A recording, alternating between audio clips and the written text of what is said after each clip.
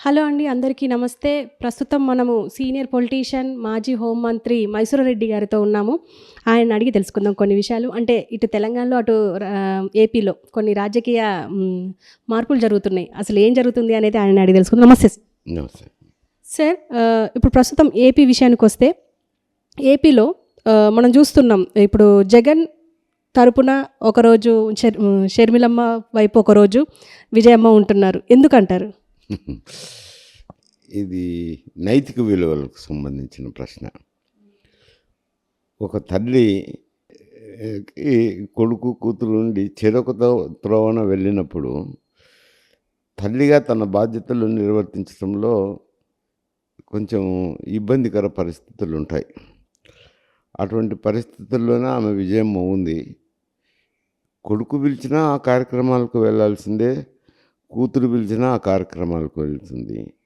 అందులోనూ ఆమె వయసు మళ్ళింది కాబట్టి రాజకీయ విశ్లేషణ చేయాల్సిన అవసరం లేదు ఆమె యాక్టివిటీ మీద. కొడుకు కూతురు ఇద్దరు కావాల్సిన వాళ్ళే కదా, ఇద్దరితోనూ సమానంగా ఎవరు పిలిచినా వాళ్ళకు వెళ్తుంటుంది. దాంట్లో రాజకీయం చూడాల్సిన కోణం ఏం లేదు. అండ్ పురంధేశ్వరి గారు ఒక ప్రెస్ మీట్లో మాట్లాడుతూ, అంటే ఎందుకు పొత్తులకు వెళ్ళారు బీజేపీ అని చెప్పేసి అడిగితే, వైసీపీ విధ్వంసకర పాలనని దించాలి, జగన్ని దించాలి అని చెప్పేసే ఇప్పుడు టీడీపీ కానీ, జనసేన కానీ, బీజేపీ కానీ పాటుపడుతుంది. అందుకే ముగ్గురం కలిసి వెళ్తున్నాం అని చెప్పేసి అన్నారు. అంటే ఇది వర్కౌట్ అయ్యే అవకాశం ఉందంటారా? అంటే విధ్వంసకర పాలన సరే ఉందా లేదా అది వేరే విషయం కట్టిపెడితే, దాదాపు 5 సంవత్సరాలుగా జగన్ అయితే లోపాయికారిగా బహిరంగంగా అలయన్స్ పెట్టుకోకుండా లోపాయికారిగా అంతర్గతంగా ఒక అవగాహనకు వచ్చి ఎన్డీఏ ప్రభుత్వానికి మద్దతు పలుకుతూ వస్తున్నారు. ప్రతి బిల్లులోనూ వారికి సహకరించినారు పార్లమెంట్లో. అంతేకాకుండా కాంట్రవర్షియల్ బిల్స్ వచ్చినాయి. కామన్ సివిల్ కోడ్ లాంటి బిల్లులు కొన్ని ఒక 3 దానా వచ్చినాయి. ఆ కామన్ సివిల్ కోడ్ వచ్చిన బిల్లుతో సహా ఆ 3 బిల్లులకు కూడా వాళ్ళు మద్దతు తెలపడం జరిగింది. అలాగే ఎన్డీఏ ప్రభుత్వం కూడా ఇక్కడున్న ఆంధ్రప్రదేశ్ ప్రభుత్వానికి సహాయ సహకారాలు అందిస్తూనే ఉన్నారు. వారు చేస్తున్న యాక్టివిటీని కూడా గత 5 సంవత్సరాలుగా కళ్ళు మూసుకొని చూసుకుంటానే వచ్చినారు. ఇప్పుడు ఎన్నికల సందర్భంలో విధ్వంసకాలను అనడం అది ఎంత సహజమో ఆమె జవాబు చెప్పాల్సిందంటుంది. పోతే ఒకటి పాలన బాగుందా లేదా అని విశ్లేషణ చేసినప్పుడు అక్కడ జరుగుతున్న అరాచకాలు అయితేనే వేరు సమస్యలు. వాళ్ళు ఒక అండర్స్టాండింగ్కి రావాలనుకున్నారు. ఏది తెలుగుదేశము జనసేన పార్టీ ముందే కలిసిపోయినాయి. తెలుగుదేశం జనసేన పార్టీ ఒకటిగా ఉన్నప్పుడు వారు వైసీపీ ఇంకా అధికారంలోకి వస్తుందా రాదా అనే ఆలోచన కూడా చాలామంది జనంలో ఉన్నది. జనసేన తెలుగుదేశం కూటమి బాగా లీడ్లో ఉన్నాయి అని ప్రజలు కూడా మాట్లాడుకుంటున్నారు. కారణాలు ఏవైనా కావచ్చు, కానీ ఒకవేళ ఈ దినం రాష్ట్రాల్లో ఉన్న నాయకుల మీద ఈడీ దాడులు అయితేనేమి, రేపు ఎన్నికల్లో ఒత్తిళ్లు వస్తాయని ఆందోళనతో అయితేనేమి, గత ఎన్నికల్లో ప్రభుత్వంలో ఉన్నారు తెలుగుదేశం పార్టీ, వైఎస్ఆర్సీపీ ప్రతిపక్షంలో ఉన్నారు. కానీ వాళ్లకు ఎలాంటి ఆటంకాలు కలగలే. పోలీసులతో కానీ, ఎన్నికల కమిషన్తో కానీ వారి యాక్టివిటీకి. అదే తెలుగుదేశం పార్టీ మీద చాలా రెస్ట్రిక్షన్స్, ఇబ్బందులు కలగజేశారు. అంటే ఒక రకంగా చెప్పాలంటే ఎన్నికలకు చందాలు అడుగుతారు కదా, అవి కూడా ముట్టకుండా చూసినారు. అంటే ఆ స్థాయికి వెళ్ళినారు. అటువంటివన్నీ జరుగుతాయని వాటన్నింటినీ దృష్టిలో పెట్టుకొని ఇప్పుడు తెలుగుదేశం జనసేన వారితో పొత్తు పెట్టుకోవడం జరిగింది. వాళ్ళ తెలుగుదేశం పార్టీ వరకు నాకు తెలిసినంత వరకు ఏదో ఒక అండర్స్టాండింగ్ రీచ్ కావాలనుకున్నారు. వారికి వచ్చిన ఎంపీ సీట్లన్నీ అక్కడ ఎన్డీఏకి సపోర్ట్ చేసేటట్టు వారి మీద ఎలాంటి ఒత్తిడి లేకుండా ఉండాలనే ధోరణిలోనే నడుచుకుంటూ వచ్చినారు. కానీ తెలుగుదేశం నుంచి పోయిన వ్యక్తులే కొందరు బీజేపీలో చేరినారు.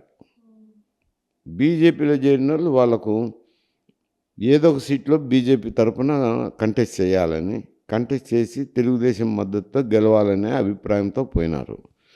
పోయి వారి ఒత్తిడి వల్ల బీజేపీ కూడా కొన్ని సీట్లు అడగాల్సింది వచ్చింది. శాసనసభలో కానీ పార్లమెంట్లో కానీ కొన్ని సీట్లను అడిగారు. ఇంకా విధాయకం లేని పరిస్థితుల్లో ఆ సీట్లు ఒప్పందం చేసుకున్నారు. అవన్నీ వ్యక్తులు కూడా తెలుస్తుంది కదా. అనకాపల్లిలో పార్లమెంట్ అభ్యర్థి అయితేనేమి, రాజమండ్రి పార్లమెంట్ అభ్యర్థి పురంధరేశ్వరి గారు అయితేనేమి, ఇక్కడ వచ్చేతలకి ఏలూరు సీట్లోకి వచ్చేతలకి అది ఏలూరు సీట్ ఇచ్చినారు. కానీ అది రఘురామకృష్ణరాజును దృష్టిలో పెట్టుకొని తెలుగుదేశం పార్టీ బీజేపీకి ఇచ్చారు. అయితే బీజేపీ వాళ్ళు రఘురామకృష్ణరాజుకి ఎగ్గొట్టి వేరే రాజుని తీసుకొచ్చారు. మరి ఎందుకో కారణాలు అది బీజేపీ పార్టీ చెప్పాల్సిందే, కానీ ఇతరులమైతే ఎవరం చెప్పలేము. ఇప్పుడు రఘురామకృష్ణరాజు కూడా బాధపడుతున్నాడు, చూడు నాకు అన్యాయం చేసినారని. మరి తెలుగుదేశం వారు ఎక్కడో ఒక చోట శాసనసభకైనా అడ్జస్ట్ చేయాలని ఆలోచన చేస్తున్నట్టు కనపడుతుంది. అలాగే ఇక్కడ మన రాజంపేట సీటుకు వచ్చేసరికి అది కావాలని అడిగారు. కిరణ్ కుమార్ రెడ్డి గారు తను ఆ సీట్లో కంటెస్ట్ చేయాలని జనతా పార్టీ తరఫున ఒత్తిడి చేసి భారతీయ జనతా పార్టీ తరఫున ఆ సీటు కేటాయించుకోవడం జరిగింది. ఆ వ్యక్తులు బహిరంగ కనపడుతున్నారు. ఏ సీట్లు అయితే కేటాయించినారో ఆ సీట్లు వీళ్ళందరూ బీజేపీలో చేరి ఒత్తిడి చేసినట్టు బాగా బహిరంగంగా కనపడుతుంది. సరే, ఏది ఏమైనా కానీ ఇప్పుడు ఆ కూటమి సీట్లు పంపిణీ కూడా అయిపోయినాయి. వాళ్ళు అభ్యర్థులను డిక్లేర్ చేసుకుంటున్నారు. ఇది మేలు జరుగుతుందా కీడు జరుగుతుందా అన్నప్పుడు ఒక ఆలోచన చేస్తే తెలుగుదేశం జనసేన ఉన్నప్పుడు బాగున్నది వాళ్ళకు. బీజేపీతో ఒక తోలి సీట్లో ఒప్పందం కుదిరిన తర్వాత కొంచెం తగ్గినట్టు కనపడుతుంది. అందులోనూ ఎస్పెషల్లీ రాయలసీమ జిల్లాల్లో దాదాపు 20-30 సీట్లలో మైనారిటీ ఓట్లు వ్యతిరేకంగా వేస్తారు. వేసినప్పుడు అది జగన్కు లాభం జరుగుతుంది, తెలుగుదేశం జనసేన కూటమికి నష్టం జరుగుతుంది. దానివల్ల కొన్ని ఇబ్బందులు ఉన్నాయి వాళ్ళకు. మేలు కంటే కీడు జరిగే అవకాశం ఎక్కువ ఉంది. పోతే మధ్యలో లాభపడిన వాళ్ళు ఎవరు అంటే తెలుగుదేశం నుంచి బీజేపీ లేకపోయిన ఈ నాయకులు మాత్రం, ఈ సీట్లు సంపాదించుకునే నాయకులు మాత్రం బాగుపడినారు. ఇది మొత్తం తర్వాత బాగుపడింది వాళ్ళు మాత్రమే. ఇందులో రఘురామకృష్ణ గారు కృష్ణంరాజు పరిస్థితి ఏంటి సార్? అంటే ఇటుపక్క బీజేపీ టికెట్ ఇవ్వలేదు, సిబిఎన్ గారు అంటే చంద్రబాబు నాయుడు గారు కావాలనే టికెట్లు ఇవ్వట్లేదు, టికెట్ ఇప్పించలేదు అని చెప్పేసి కొంతమంది వాదన. మీరేమంటారు? అది చంద్రబాబు నాయుడు పాత్ర అయితే ఉందనే దానికి అది ఎవరో కావాల్సి వైఎస్ఆర్సీపీ వాళ్ళు వీళ్ళు మాట్లాడాల్సిన మాటలు అవి. కానీ వాస్తవానికి అయితే ఏలూరు సీటు వదిలిపెట్టినారు కదా, ఆయన కోరుకుంటానేది ఏలూరు సీటు. ఆ ఏలూరు సీటుని అయితే బీజేపీకి వదిలినారు కదా, బీజేపీకి వదిలినప్పుడు బీజేపీ వాళ్ళు కేటాయించాలా. కాకపోతే ఇందులో ఏ విమర్శ అయితే ఉంది ఏంటంటే రఘురామకృష్ణరాజు వైఎస్ఆర్సీపీలో పార్లమెంట్ మెంబర్గా ఎన్నికైనాడు. ఎన్నికైన తర్వాత వైఎస్ఆర్సీపీ నాయకులకు ఆయనకు ఏదో విభేదాలు వచ్చినాయి. ఆ విభేదాల నుంచి ఆయన పార్టీకి రాజీనామా చేయకపోయినా నిత్యం ఏదో ఒక రూపంలో వైఎస్ఆర్సీపీని విమర్శిస్తూ వస్తున్నాడు. అది వైఎస్ఆర్సీపీకి చాలా కంటగింపుగా కూడా ఉండింది. కానీ ఏం చేయలేని పరిస్థితి. ఆయన పార్టీలో చేరితే ఆయన సస్పెండ్ చేయొచ్చు, పార్టీలో చేరలేదు, పార్టీలోనే ఉంటా వస్తున్నాడు, వేరే పార్టీలో చేరలే, ఆయన అయితే విమర్శ చేస్తూ వచ్చినారు. అప్పటి వరకు అది బాగానే ఉన్నది. కానీ ఇప్పుడు ఏమవుతుందంటే ఆయన తెలుగుదేశంలోనూ చేరలేదు, అటు బీజేపీలోనూ చేరలేదు. వాస్తవానికైతే ఆయన బీజేపీలో సీటు తీసుకుంటాడో మరి ఏం జరిగినాయో తెర వెనుక చర్చలు అది బీజేపీకే వదిలినారు. అంటే ఈయన గుర్తించుకొనే పెట్టినారు. కాకపోతే బీజేపీలో ఉన్న అంతర్గత రాజకీయాల వల్ల బీజేపీ వాళ్ళు రఘురామకృష్ణరాజు కేటాయించకుండా వేరే వాళ్ళకి కేటాయించడం అది అన్యాయమైంది బీజేపీ. ఇంకా ఆయన బాధపడుతుంటే కొంచెం తెలుగుదేశం పార్టీ వాళ్ళే సాఫ్ట్ కార్నర్తో ఎక్కడన్నా అసెంబ్లీ సీట్ అయినా కేటాయించుతాంలే అని వాళ్ళు నచ్చ చెప్తానట్టున్నారు. అది కొంచెం ఆయన ఏదో ఒక స్టాండ్ ఒక 3 మాసాల క్రితమే తీసుకొని అటు బీజేపీలోనో ఇటు తెలుగుదేశంకు పోయింటే ఆ సీట్ల కేటాయింపు అదే విధంగా జరిగేది. అటు చేసుకోకపోవడం వల్ల నష్టం జరిగింది అది. అండ్ ఇప్పుడు జగన్ తన బాబాయి హత్య విషయంలో కానీ ఇప్పటివరకు అంటే అప్పుడు ఫస్ట్లో మాట్లాడారు, తర్వాత ఇప్పుడు ఏ విషయానికి వచ్చినా మాట్లాడట్లేదు అని చెప్పేసి ఎందుకు మాట్లాడట్లేదు అంటారు? అది ఆయనకు సంబంధించిన విషయము. ఎందుకంటే బాబాయ్ చనిపోయినాడు. చనిపోయిన వ్యక్తి బాబాయ్ వివేకానంద రెడ్డి గారు. కానీ ఆ కేసులో ప్రధాన ముద్దాయిలుగా ఉన్నారు.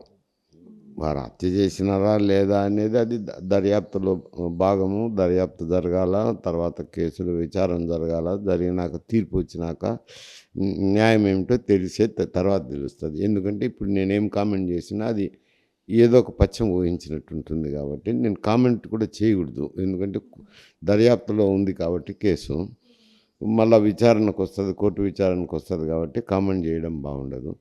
అక్కడ ఉన్న వ్యక్తులు అవినాష్ రెడ్డి కానీ భాస్కర్ రెడ్డి కానీ భారతి తరఫున దగ్గర బంధువులు.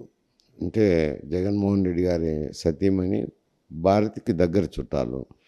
ఇటు చూసిన బంధువులే అటు చూసిన బంధువులే కాబట్టి ఒక బాధ్యత గల పదవిలో వండుకొని కామెంట్ చేయడం బాగుండదు అనుకున్నాడేమో, అందువల్ల కామెంట్ చేయడం లేదేమో. ఇంకేమైనా కారణాలు ఉన్నాయో నాకు తెలియదు. అండ్ జగన్ అవినాష్ల వల్ల ఆయనకు అంటే దస్తగిరికి ప్రాణాపాయం ఉంది, నన్ను రక్షించాలంటూ పిటిషన్ వేశారు కోర్టులో. అంటే నిజంగానే ఉందంటారా వాళ్ళ వల్ల?